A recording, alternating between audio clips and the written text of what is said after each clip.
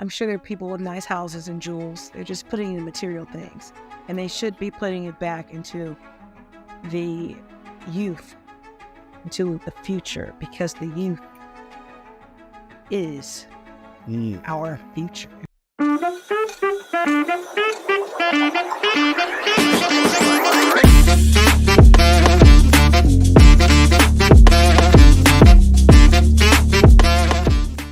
Welcome to Protect the P. Thank you And for having me. you're more than welcome. I'm Dionne Webster-Cox, and I am the creator, the developer of Protect the P. And there are many Ps. And you're going to talk about your P before or after you tell us who you are. Right? That's the first thing you got to do. Who are you? Oh, you judged on today? I guess you always judge. If I'm not, then it's like, like I'm like lying to you. So I just say, I'm Judge Sabree. I'm Adam Sabree. Oh, okay. All right, Judge. So that's where we at. So I got to, okay. Very good. No legal advice today. Thank you very much. All right. Well, so you came on. Doing a little outreach. Thank you. Thank you. Because we've got to protect the P. And the P today is property. Property. That's the P you protected. That's the P we're protecting today. Okay. So how do you go about protecting? Pray tell. How do you go about protecting property? Tell me that. Well, I'm in landlord tenant. Let's back up. Yeah. So every day, I'm a landlord tenant judge at 36th District. Okay. Third District Court, you know the functions of District Court. Some of your viewers may or may not, but it's under 25,000. That's right. Local, we deal with domestic violence. We deal with sobriety court, traffic, landlord tenant, small claims. That's right. And general civil, and criminal and felony. But I'm in the landlord tenant division. Okay. So I'm doing evictions every day. Not evictions, but landlord tenant cases. And I'm seeing complaints for non-payment of rent, requests to retrieve the possession of their property because somebody's been in there who hasn't paid. Or maybe you haven't paid. Maybe they're just in there and the property is post foreclosure. Oh, really? Mortgage foreclosure, tax foreclosure, or sometimes squatters. Okay. Or or a family member passed, probate, hits. It's a lot. Yeah, it's a lot. Right, it is a lot. So I hadn't even thought about that. So you're telling me. And land contracts. Land contracts where somebody's reneged on the deal. Or property values just doubled or tripled. And hey, you're on your 58th of your 60th payment and I want to increase it. I want my property back so I can sell it. Oh, no. Yeah, so, I mean, everything's not so black and white. Right, so dark, but that happens too. So protecting your properties. That's if you have properties. That's if you have I don't want to say wherewithal, because everybody does not have property, and I don't necessarily know if everybody needs to have property, right? But right. What's your position?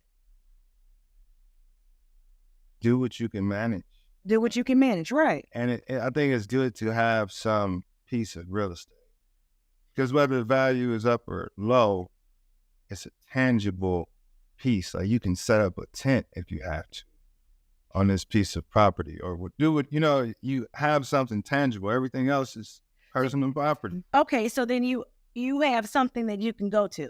So, but in the meantime, it's an expense. If you got a piece of land and you're just holding on to it, you've got an expense because you got taxes you have to pay on it, right?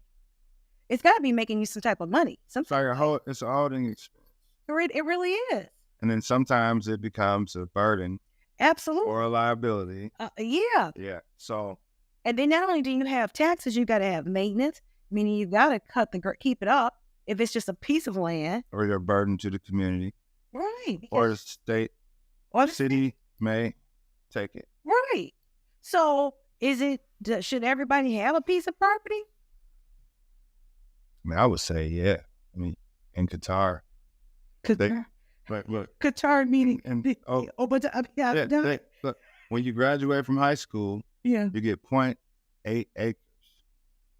Yeah, everybody gets it. You graduate. I met somebody from over there. You're kidding. And they invest in your business. And I mean, they have a lot of money over there, but it's not like a real crazy idea. No, that's okay. So then what do you do with, so you've got 0.8. Oh, okay. 0.8 acres, so you can build a nice house. You can build a house, yeah, because some houses only have it's a 0.3 acre. Yeah, like a 0.3 acre lot. Right. Those ones with the heavy frontage, have maybe 0.4. And when you say heavy frontage, you mean wide? Big front lawn. Right. Big backyard. You still are probably at a half acre. Wow. So you're saying 0.8 is, you mean, when you say 0.8, 0.8 is over. Very build a house for everybody in your, a house, probably 2 houses. Yeah. And then 2, like, whole house or whatever you call it, the ones that go above the garage, carriage house. A carriage house. Yeah. Okay, so now you're saying, in your perfect world, in your opinion. Okay, I like this. All right, in your perfect world, everybody should have some type of property, some type of land. Yeah, real estate. Yeah. Some type of real estate.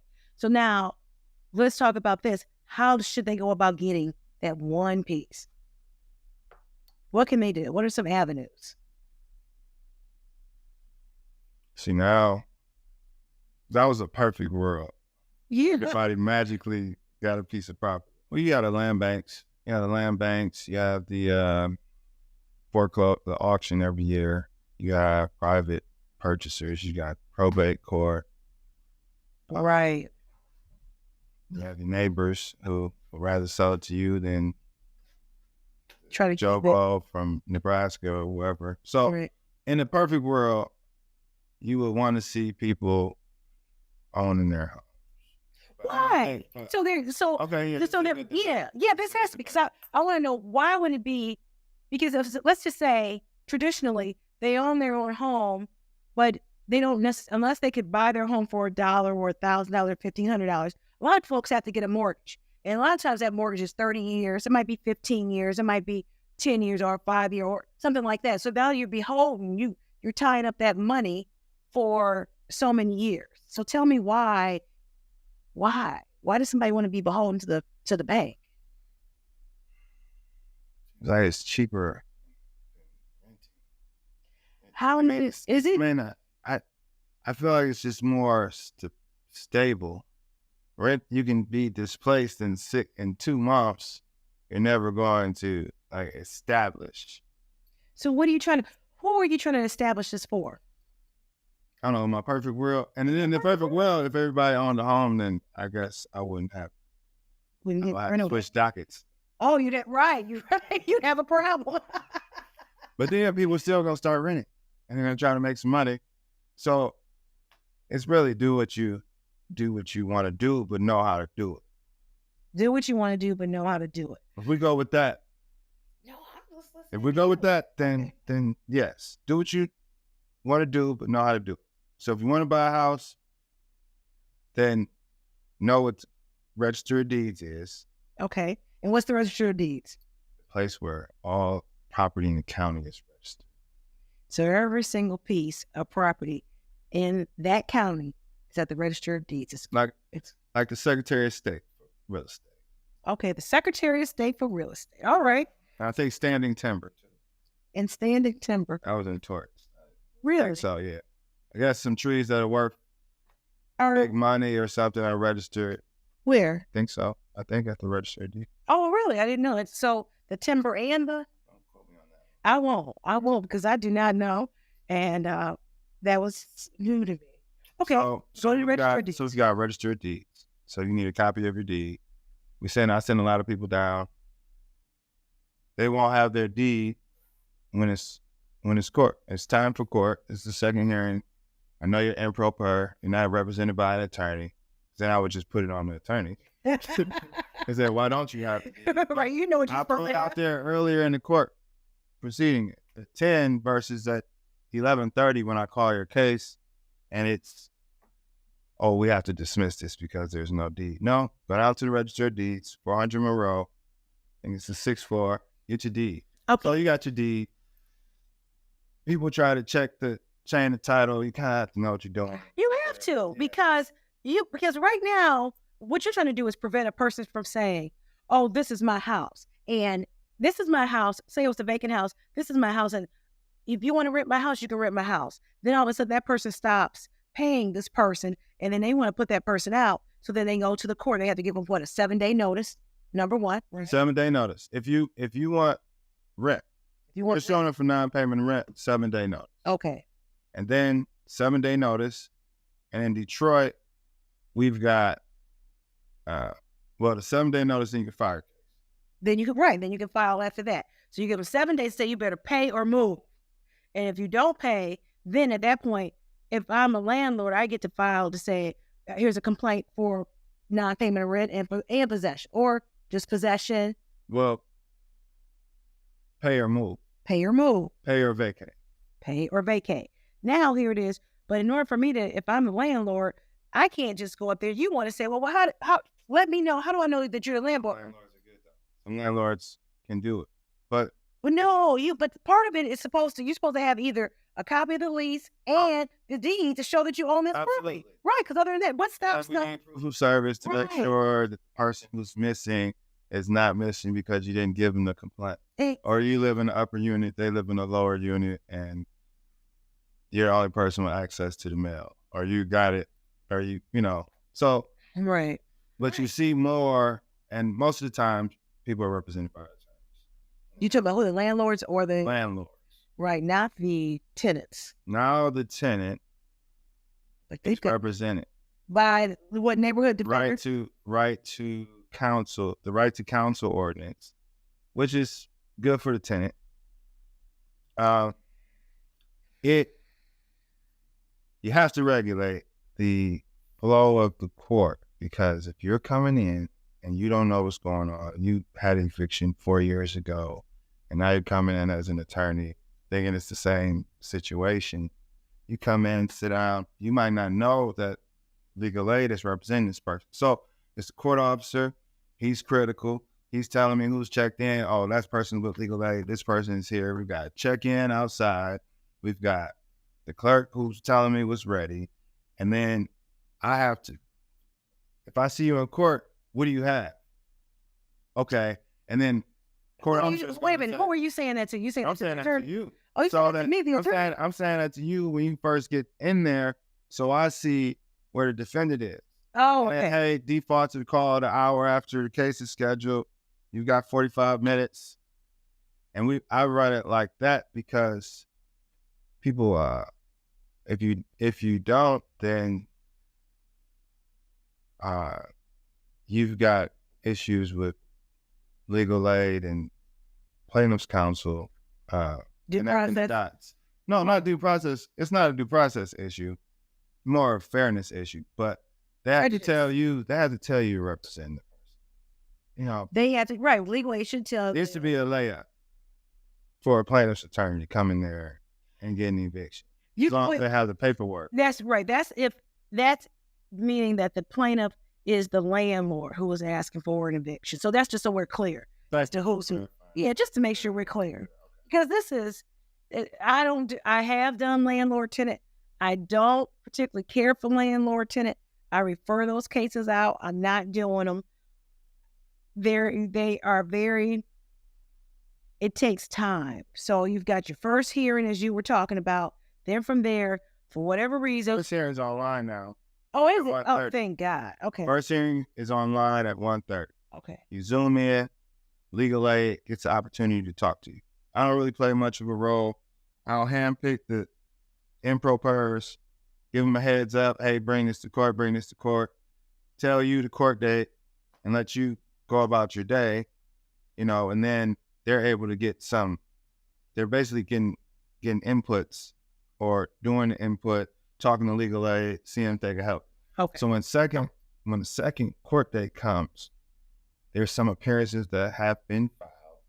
Right. So we're aware that they're representing them. And then some people are coming to court, finding that attorney that they talked to on the phone. So it's just and that's in person. That's in person. So how long? Your docket is long. I mean, your day has like 50 cases. So that means you're going what you're going from, you got to be going from at least 9 to 3. I mean, you take a break, but what? You take a break, and then the afternoon docket ended at around like 3. And then you got other paperwork. Okay. Well, you can do the paperwork. A lot of the paperwork you can do because it's a lot of waiting. It's a hurry up and wait, as you know. So you'll get people in. You're here now. You have to go talk to the other side. So you have some paperwork you can do, and you process some other cases. And some days are lighter. You can put the trials and the stuff on Wednesdays. That's like our relief day. Okay, so now you're in a situation where you came here to talk about protect your property. Now you've talked about when we go through this landlord eviction process, that is helping the landlord protect their property, because either getting a person out, straightening something out. And the renter has no property, so that's not protecting their property. So this is, they need to get rental insurance. Let's throw that in there. They do. That's not legal advice either. That's practical advice. Just I can say it. You do need renter's insurance. You do. That's good for their property. They don't own the real estate, but that's one thing for their personal property. Yeah. So if anything happens, and then see, I've got this bill. I've got this suite. I've got insurance for inside here, right? And so if anybody comes in here and falls, I've got that covered. If anybody, that's what I'm fighting with. It was my insurer. Hereford. I'm fighting with them because there was floods back here, and I am responsible for it. And the carpet got moldy, and it was awful. I have to have a certain environment in order to function. Right. So now I'm not happy with my landlord because imagine how that pregnant mom of 2 feels when a landlord hasn't fixed the raw sewage in the basement. I understand. Let me tell you something. I'm dealing with the same thing. You see, part of my carpet in the kitchen area is bleached. I can't take it. Every time I see it, I get mad. But I still go and I pay my rent. I pay the lease every single month. But I'm moving. That's my remedy. I'm going to move. Because it's not quite enough to say they have constructively evicted me, which is something else we should probably talk about, constructive eviction, because that way, that kind of turns the table on the landlord. Right? So the landlord is not doing what they're supposed to do. Right. They the tenant can sue them. Can withhold their rent too, but they're at the escrow. Right, to make sure. Usually, it's, are you going to dismiss the claim for the 80-year-old because she didn't escrow her rent to get her repairs? So that's that. But what? You know, it's so like, what does she do with the money? She's supposed to put it in the bank. Yeah, she's supposed to put it in the bank, but what does she spends it anyways? I mean, some people escrow. Right, some people do. Really, they honestly put a good faith effort up, and you can check the register of actions, and it's there. Or they show you some bank receipt. Say, hey, I have it. Maybe that's what you get every 2 weeks, and you didn't escrow, but you always have it. And but you have to fight for your rights on both sides. Okay, so now listen. And some people throw on the towel. You can always pay or vacate. Right. And usually don't get a money judgment.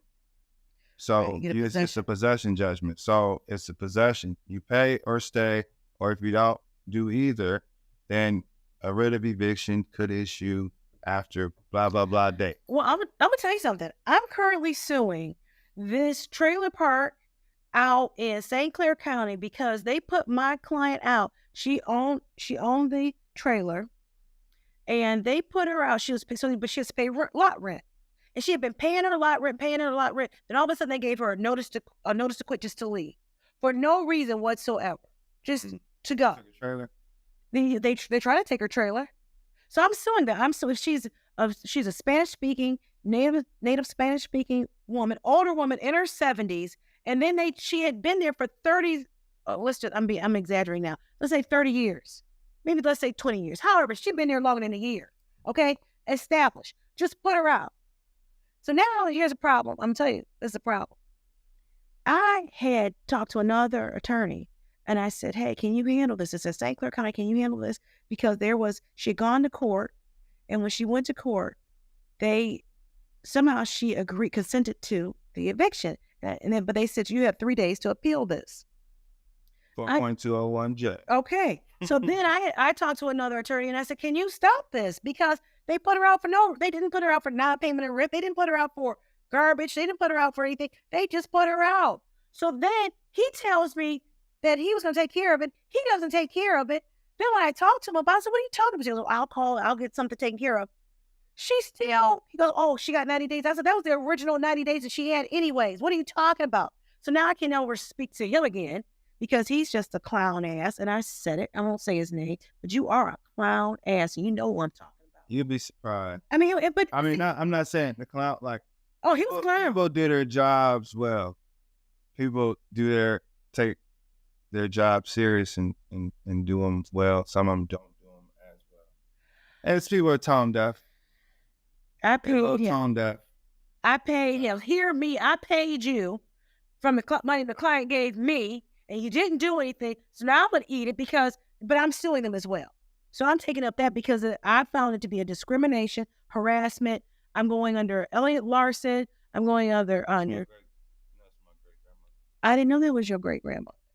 Well, I'm suing. I know Larson, but Daisy Elliott. Is that right? Well, that's nice. Oh, that's nice. So thank you, Daisy Elliott, because I'm suing these bleepity bleeps under that. I'm suing them under the Persons with Disabilities Civil Rights Act in Michigan. So I'm doing a state case for them because I don't like what they did to my client. I'm protecting the people. I'm protecting my client from this. It's not even just what they did. And then, so now, even time she's trying to get her things out of this place, they call a police on her every time she enters. And she still has to pay the rent. So she's paying the lot rent. And every time she goes, they're calling the police on her. And she still is able to enter. It's just harassment. It's completely harassment against this 70-year-old woman, and I won't have it. Damn them. Damn them. I hope they don't get me in trouble, but I said it, damn them. But I fight with the power of the pen and the complaint, and they have been served. So you better answer, or else I'm going to do a default. Oh, it's in St. Clair County. So, but you might know. I mean, the companies. I mean, it's all public. But my point is that on the side of a renter, don't just, if you are a landlord, there's something called there is a universal law, right? There is something you just don't do people any kind of way. Because it will come back on you. It will. Now, absolutely, I don't think if you're a landlord, you should have somebody living in your property for free. That is not right. That's not going to happen. That should not happen. And then you got somebody, you go to evict them, and then they come down in your court. What does it take them? 6 months to get them out? I'm being funny. My family had 3 months. 3 months. It's a 3-month process. And most people wait. So the problem with the landlord is they wait. That's they wait. Right. We come in my courtroom. Hey, no, 3 months. I've already given this person 4 months. Right. I'm out now. Right. Okay. And the legal minimum is 10 days. Right. So I'm usually 20 days over that on stand, just without any argument. You can negotiate that on your own with the attorneys. And you kind of have to set some type of standard because, relax. You just ignore. Yeah. Because they want their property back. Yeah. And they need somewhere to live. Yeah. So my thing is this. You knew you weren't paying that rent. Okay. Well, you'd have to pay. You're saying P for preparation. P for preparation. You need to prepare. Mm. You knew you weren't paying. So what did you do? Did you go smoke the marijuana bill with it? Did you go pay the liquor bill? What'd you do with the money? You knew you had rent to pay. The house not going anywhere. The property, the real estate, the property doesn't go anywhere. That's always there. Now, you got to have a place to stay. But let me tell you some of the things that you don't have to have. Your wardrobe. When you don't have a place to stay. Okay? All your property. You can live without lights. Okay? You can honestly almost there. You're not paying your rent. You're probably not. You wouldn't damn sure ain't paying. You'd be surprised. But you're absolutely right. So, if you're doing it like that, then But if you're that organized, then you're probably gonna have a bad situation once something happens, and then snowball. It's not gonna happen again though. You might get in another real estate landlord tenant situation, and you're gonna be a good tenant because you're through that rock and hard place. But some people are just that's why we're here. You have to know what you need to do. You understand what a lease. You read the terms of the lease. Well, yeah, and let me tell you something. I didn't always walk on water like I do now, Adam. Okay. I used to put it up. I didn't always walk on water. I did not. Okay. Because I can remember living at the Jefferson back in 2000. It'd be 2000. No, I lived there from 1998, and I started gambling. This is before I went to law school. I got it together. So there's those casinos, and let me tell you something. I was 28, and I would go to that they were constantly serving me with a notice to quit. Constantly. Then I'd go out, hit a lick at the casino, and I had a damn job. I'm telling you, I had a true gambling problem. It was not good at all. And I had to disclose all that time. So imagine filling out the bar application. Have you had any contact? And I had to write down. I had to go down to 36th district and pull every single time because I had to disclose it. And they were like, I don't know what the question was. What'd you learn? Learn to pay my rent and do not. That's what I learned. So you had to explain certain things, right? Right, character and fitness. I had to do that. It was very humbling because I had to explain a lot of shit that I had done. So I'm not standing here on some pedestal saying you need to pay. I understand how things happen, but I didn't pay my rent because I was out gambling, and I did not know about character and fitness that they were going to be asking me about every single. But when I got into law school, I said, "Oh shit!" But now my search situation changed because I went from living in the Jeffersonian to living on Dexter and Joy Road. My grandmother had just totally different. But I'm telling you, I was living ghetto fast. That's not the property. You brought the property value up. Oh, I certainly did. I'm telling you, I remodeled that house. I took those lots. So there were lots on the side of us. My mother and I bought the one lot. Then I bought the one next to that. And then eventually we bought that corner house. But what I would do is I would make sure that grass was cut, not only for the house where I live, but the lots where I live, one on the side, and even lots that I didn't own. Okay, so there's vacant lots. I cut those as well. Absolutely. The house where the guys smoking on the porch while they cut their grass. I would just cut for it. Oh well, you know what? Hey, how you doing, man? This is what would happen. The young boys would come over to the one vacant house, and it was burnt down in the back of it. You couldn't really tell from the front, but it was burnt down in the back. It was the corner house, and they'd be out there doing their thing, and I'd come out and say, "How are you moving in? What do you plan on doing with the landscape? I've been cutting the grass for you. What do you plan on doing?" And then they would kind of ignore me. Then I go back in. Then I come back out with my Bible. And I said, "Well, let's just read the Bible together." I go out there. As I cut the grass.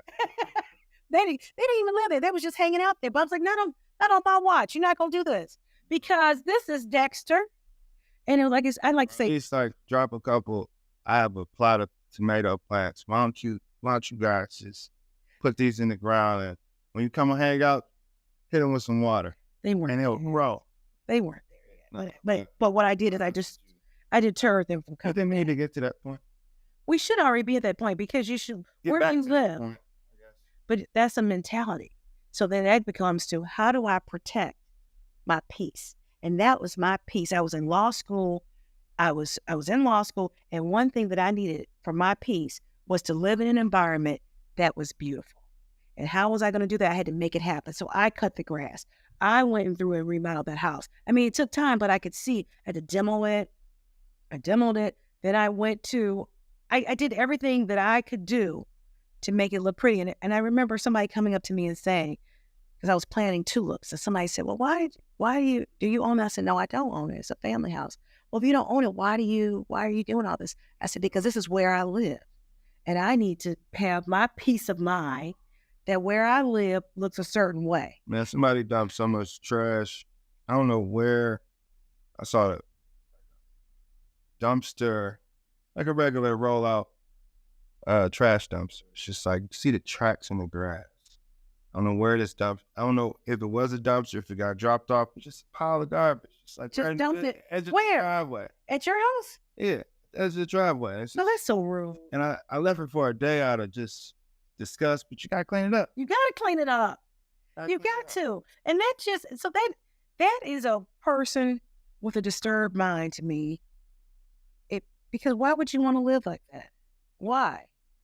Why would I think it's cool to come and dump garbage right in your driveway? Your driveway? Okay, what if they had dumped it just in front of the house? I mean, did they think about you having to come out of it?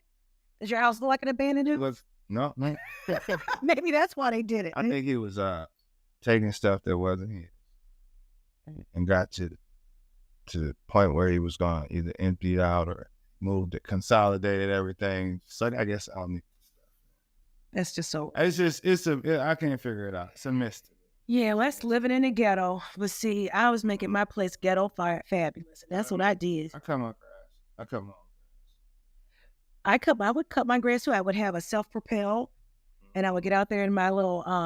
I looked almost. What a vet you were. No, I don't like this. You know what? What do the auto people wear? The mechanics. I had that long blue coverall. The coveralls on. I mean, you couldn't tell if I was a boy or girl. I guess I was transitioning to some shit because I really was.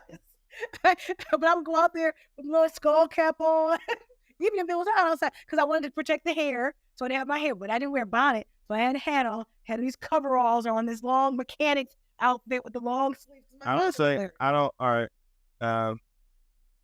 Should I or should I not say something to someone walking in court? And then That's not proper. Just a question. That's not proper. I mean, we want to, but I've mentioned it once or twice. You know what I mean? It's case by case, but you don't want to embarrass somebody too. Like it. So what are they calling it? A hat? I just think people are a little too casual. That's really, I can care. I'm gonna assess the situation, but I think the bonnet is too much. And then the guys with the bonnet. The guys with the do-rag, and they have a bonnet too. I ain't saying do-rag. Do-rag is inappropriate as well. It's inappropriate, but it's Allen Iverson era inappropriate. That's my level of inappropriate. So maybe they trying to bring the bonnet. People aren't going to be discussed. Like talk to somebody, I don't know, in high school right now. I don't see anything wrong with it. But I mean, I was teaching some of these high schools, and you know, if you had dreads, they put the bonnet on, and it threw me off. Seeing kids in the hallway walking around with bonnets on, bonnets and Crocs. Okay, well, Crocs. I'm cool with Crocs. I mean, everything has its place. I'm not a bonnet hater, but that clearly struck a nerve with me. I think it's inappropriate to come into court with a bonnet. I will never come to court with a bonnet on. I can guarantee. I'll treat you fair, but I will not. I'm going to look you in the eye. I will never come to court. Don't go to the airport. I will never go to the airport with a bonnet on. I always come dressed because when I first started traveling with my daughter, I would get her a little outfit. And in fact, we're going to show a picture of it because she was like 3 years old, and I had her in her little dress, and then I had on my little dress, and it was mommy and daughter going on a trip, and that's how we would do. So even now when we go somewhere, I was like, okay, what do you wear to the airport? You got to think about those outfits because we want to look, just present a certain way. Yeah, and I present. And I'm okay with the athleisure, but it's not in this house. No, we don't do it at the airport. We don't do it because there may be you did practice suit like man. I'm going Florida for 2 days. What do I need? A suit? You should wear a suit, dear. You got to be ready. But this doesn't take much, you know. You know what? That's the difference in our ages because that's how. And then I'm not your father's age. I think he's older than me. He's got to be older than me. Yeah, he's got to be older than me. But you know, I'm older. You're my brother's generation. Because I'm a 70, so I know I don't look like it. I am 54. I do look good today. I should stand up for the people. You listen to Ice Cube and Prince. I mean, nothing wrong with Ice Cube or Prince. But it was like you heard it when it came out. Yeah, I did. I absolutely did. So wait a minute. So now we're going to, because we're talking about this but there's something else. So I told you how I protected my peace when I lived on Dexter and Joy Road, and that was by making sure where I lived in the surrounding area was nice and neat. I loved it. So if you went Dexter and Joy Road, yeah, so you're telling me that you weren't too good for Dexter and Joy Road. Hell no. I think that's something that like it's one thing to aspire to live somewhere. You can always live a certain way. You see what I'm saying? So that's all in your mind. if you're in the smallest of the house or the biggest of the house, you could be a big slob, or you can be a neat freak and take care of stuff, and appreciate what you have. So it's a little bit of trying I lived in a 2-family flat that was empty. The upper flat was empty. So at the end of the day, it was a 6-bedroom, 2-bathroom, 2.5 bath. Yeah, 2.5 bath because there was a lavatory in the basement house.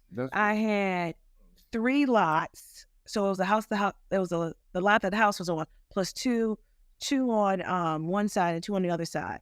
I actually had thought about they were introducing the concept of container housing. It's like, oh my God, we could have a container house here. And I was thinking about, maybe we could dig a tunnel in. I thought maybe a pool house. I wanted people to come. Dig a tunnel too. Yeah, I thought that was some cool shit. I really wanted to do that, okay? And then my parents ended up coming. So then I left and got married in 2007. Game changer. Yeah, it changed my life. No. So it changed my life. And then I moved out to Redford. So then I went from my... So your parents were over there at that point? My parents were not. When I left, they weren't there. Then they eventually came over to Dexter. They left the University District and came over to Dexter. Okay. And then at that point, by the time they got there, my marriage was not going that well. And I ended up, I moved out to the aviation sub. The aviation sub. That is Esper, Joy Road, Wyoming area. Beautiful area. Okay, beautiful freaking area. Just a gem of Detroit. I lived there for maybe a year, and then I ended up moving with my daughter, and I moved back with my parents on Dexter. Now, was Donald over there at the time? I don't know. I don't remember. He might have been over there. He might have been. I was over there a few times. Yeah, I don't know if I saw you. Yeah, I was cabinet full of computers. They probably would. Yeah, they probably would stay a cabinet full of computers somewhere. A lot of things are happening over there, but I don't think he was there because he might have been there before I got there with my daughter. Yeah, in fact, he was not there. And then my mother asked me to leave, and she gave me a notice to quit after 4 years. Process. Oh, she did, and I was not going to be in 36th District Court arguing with my mother. I said okay, and I was out within. And it was so weird because we had a cruise we were going on, my daughter and I. And then she had a dance recital, and I had all this stuff. And then I had to move because I didn't want to be bothered. I didn't want that. So I found a place, and I called. And this is how I got to Livonia. I went to apartments.com, and because I needed a place to move quickly, and that was a place. It worked. It worked. I mean, I had moved within 2 weeks, and then I made sure, because this is who I was and who I am. When I moved all my things out, I had movers and I had cleaners. So everything was nice and neat when I left. Very cleaned up, very nice, very neat, very thoughtful. And then they moved me out to Livonia. And then they set all my things up, cleaned everything for me, and set all my stuff up. They should put that on your credit report. They should. Well, they should, but I don't. And that's where and I'm telling you, I've been there ever since. And then people say, well, why don't you go buy? And so that's why we were talking about that earlier. I wasn't really interested in buying because now I don't have to shovel snow. Number one, I don't have to. If anything happens, I call them and fix it. In fact, the heat had gone out. The heating unit had gone out. I called. They brought a little space heater in for me. I said, okay. I wasn't concern myself about it because I was leaving the next morning for Vegas. And then when I got back from Vegas on Saturday, the heat still wasn't on. I said, what the fuck? As much money as I paid? There better be some fucking heat back on. 0 to 100. Oh, I did that quick. That quick I went. So the next thing I know, the next morning I got a call saying, blah, blah, blah, blah. It's all fixed and everything's fine. But then they left trash outside. Footsteps. Then that took me to a whole... They came in. Oh, no, they didn't come in. They did everything from outside. And I said, how dare you leave this trash? I'm not getting it up. I refuse to. Somebody better get out here and clean this up. And certainly by the time I got back, it was all cleaned up and as if nothing happened. So I like the convenience of it. I am a 54-year-old woman. I'm not trying to be shoveling snow. I'm not trying to be delivering garbage. So I don't want all that. I want the peace. And then I want to be retiring soon. I don't know when. And I'm truly a nomad at heart, right? I want to be. Get you a Sprinter van. No, I'm probably going to go over to, I don't know where I'm going to move to. It won't be Jamaica. I don't think it'll be Jamaica. I really like Fiji. Like Morocco? I know somebody I've been to in Morocco. They got them a nice little spot off the water. I want to have a spot off the water. I want to wake up in the morning. I want to praise the Lord. And then when it's time for me to go, I might just walk off into the water and just be done. I mean, I'll be like 100 and something. Like Moana's my grandmama did. Okay. Right? That's how I want to do it. So, but I want that peace. So I've got peace where I am now, and it works for me. It really works for me. Now, I still have a little, something here and there. So if you aren't where you want to be in life, what would you suggest that somebody does to get their peace of mind? You got to have a plan. And so in order to get a plan, you have to have your mind together. And that's why I tell everybody what I do. Now, what do I do? Every morning I wake up and I meditate. Okay. I lay in bed and I meditate, and I do the Dr. Jose Silva method of mind control. I do that. From there, I roll over, because it's just me. I roll over, I pull out my nightstand, I pull out my journal, and I start to journal. And first thing I do, I thank Jesus for waking me up. Okay. I say, thank you, Jesus, for waking me up. And I say, God is my source. I live in abundance. And then I write about whatever else. Are they come to the office today? I will make payroll. I pay my bills. I write down everything that's going on with me, right? That I can think of right then and there. And then I end it with, let's make it happen safely. Safely. Because I just want to be able to come back. My goal is to leave. I feel like one of the birds. Birds have to go out and hunt and whatever, or a lion, you got to leave your den, go out, hunt, come back. I just want to come back safely. Right? Then, after that, I put my feet up against the wall, I do a static stretch for 4 minutes. I have my feet up against the wall, laying on the floor. I stretch. Then from there, I do some other stretching just to get everything loosened up. But what I did was, you got to stretch. You got to keep it together. But from there, I just bought a vibrator. Is that on? Yeah. So I've been standing on that and shaking. Oh, that's fun. Okay. They're on TikTok. They're on TikTok. I bought it off the TikTok shop. So I've been doing that.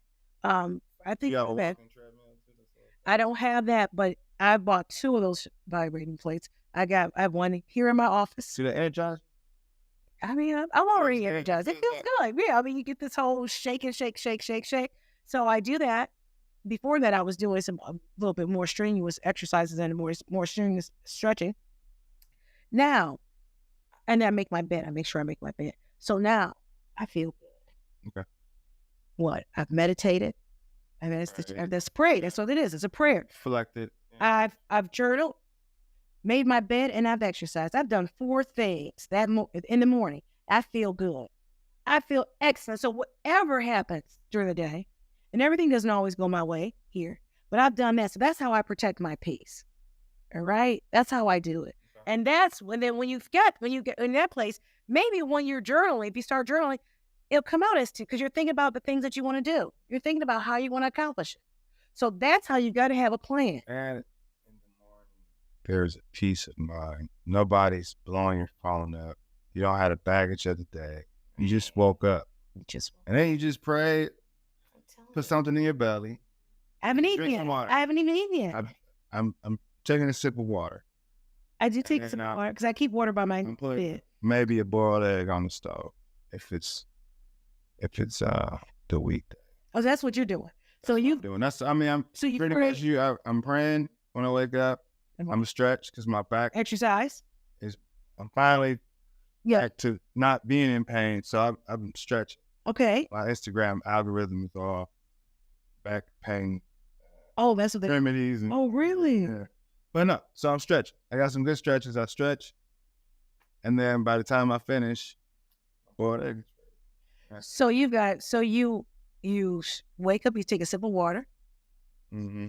You they say pray. Sit down. when you drink water. Did you know that? So it runs to your body differently and processes better Oh, really? rather than standing up. Just learn that. Okay, well, Maybe it's true. I've maybe it's never not paid attention to it, but it's true. okay. Now it's on your radar. It's on my radar what to do. So now you sip water, you stretch, you eat, and you pray. You make your bed? Yeah. No, you don't. You don't make your damn bed. Because you ain't talked about your wife yet. Where is she? You making bed while she's still in, or she's up already too? She's at peace. She's Peace too. I'm not disturbing her peace. Okay, very well. That's tiptoeing around. okay. Well, Yeah. that makes I'm a up peaceful earlier. household. I'm up earlier, and I'm not waking anybody up. They want to wake up. Wake up. Got it under control. If it's sleeping, But so I'm gonna tell you this. I think that if a person does the things that we've just mentioned, the things that I've mentioned, they do that, you won't have a job in a landlord tenant, because it will change a whole lot of things.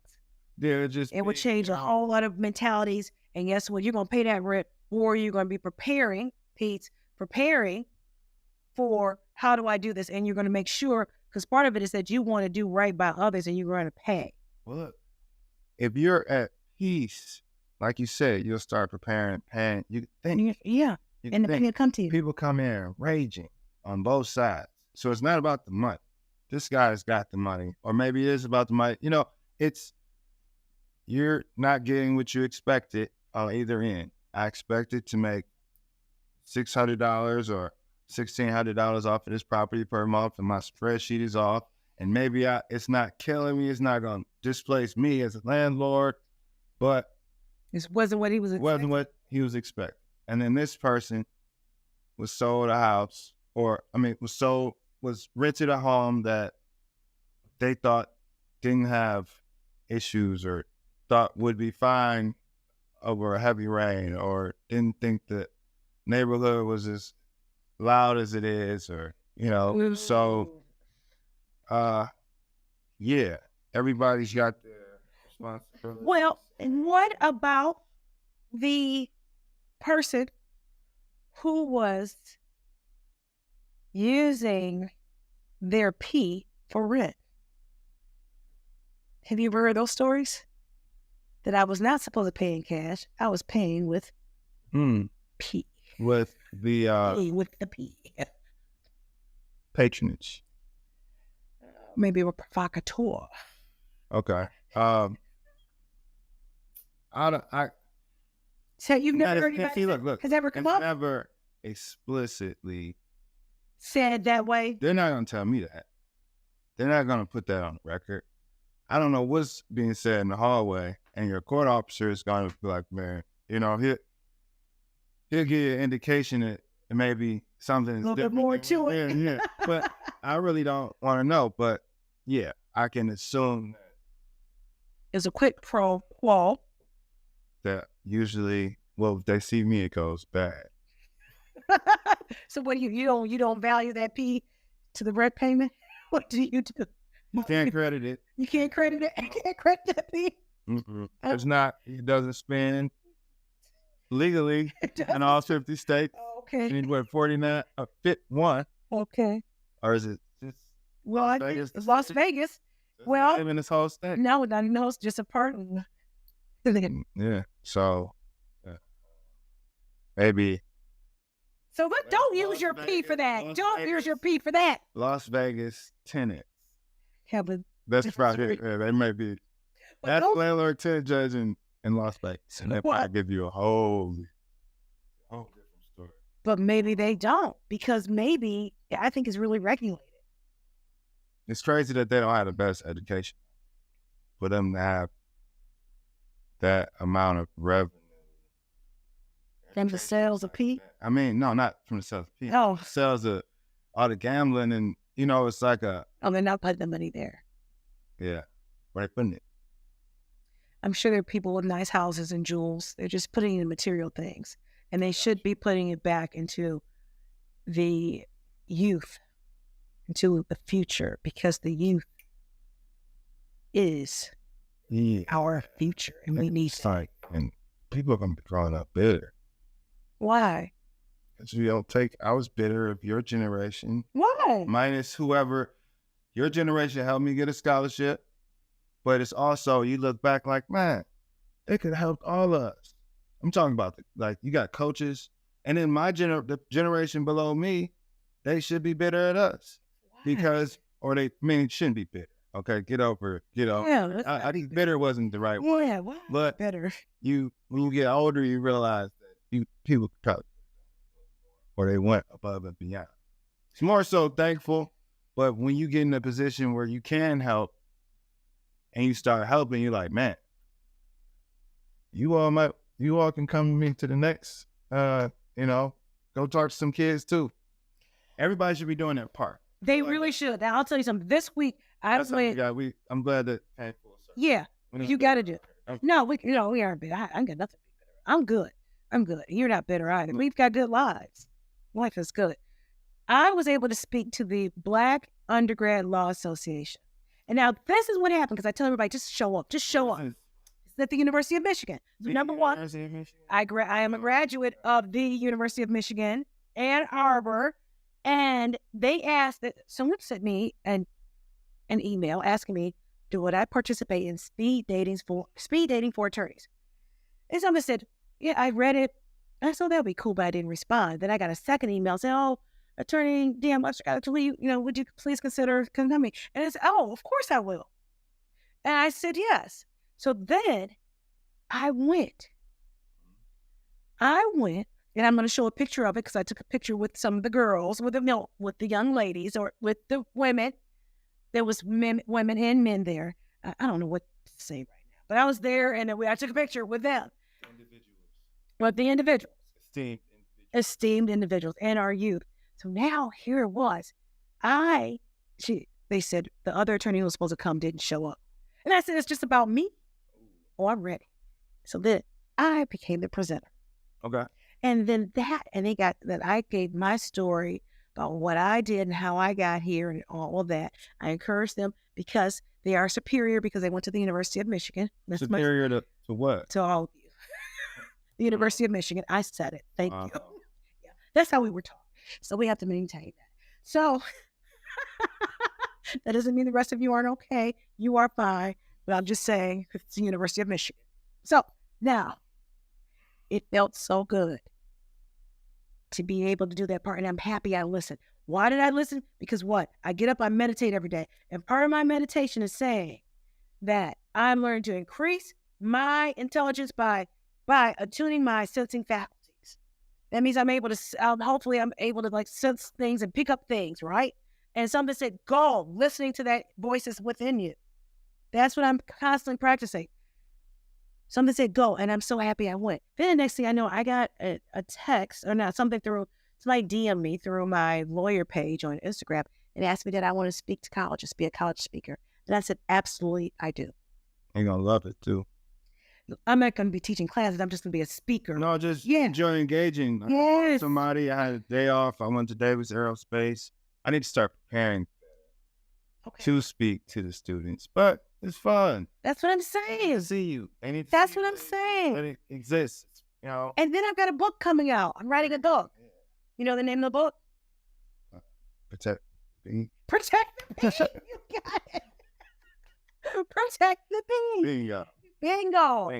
And it's going to be, I'm looking forward to it. I've hired a professional coach to help me write it, to help me with the organization of it. I mean, it's already been written because it's based a lot of ways. Well, this is what it is. I've journaled throughout my life in different periods of my life. So I've got a journal entry from when I was 17. Okay. When I did not protect my pee. Your pride. No. So your did not provocativeness. I didn't protect it. All right. Okay. Did not. But when I protected at 54, I swear to God, it's protected at 54. And they still want it at 54. It's true. Very true. Padlock. Padlocked. Another P. Protect the padlock. So what are we leaving our your listeners? Yes, ours. Yeah. Are you having a good time? I'm enjoying it. You should. You're welcome. Really? My brother wanted to do. We were supposed to do one. We're still gonna do it, obviously. He was like, "Oh, you going on another podcast?" I said, "No, she called me an Uber, man." That's all. That was a joke. Oh, she called me an Uber, man. Mary, that was Okay. the poor delivery on. Yeah, man. Let's just edit that out. Well, we probably won't. All right, so look, I'm enjoying it. You should be. You got to spend time with me. One of Donna's sisters. Because all had crushes on us. I don't blame you. It's very true. And now you actually had something to talk about. Yeah, something to talk about. And then what we plan on talking about, we ain't really. We did. Well, that's what this is about. Because this is more. And then you got to leave people with some tasks. You need to start meditating. You need to start journaling. You need to start putting some work in to get to where you want to go. You've got to do that. If you don't do it, it's not going to work. I mean, you're going to constantly be in a situation. So you're going to be focusing on dumb shit. We don't want people to focus on dumb shit. What does that mean? That means trying to find your happiness in somebody else. Okay? So or something else. Or something else. Because there's some lonely folks that on something else. Grip that Mercedes-Benz steering wheel a little too hard, you know? Okay, so something else. So I say, let's find it within, and that's what all this is about. Protecting your P, protecting the P. And what can that do for you? Because what it'll do for you will have it so that I'm not calling somebody drunk in the middle of the night, drunk texting.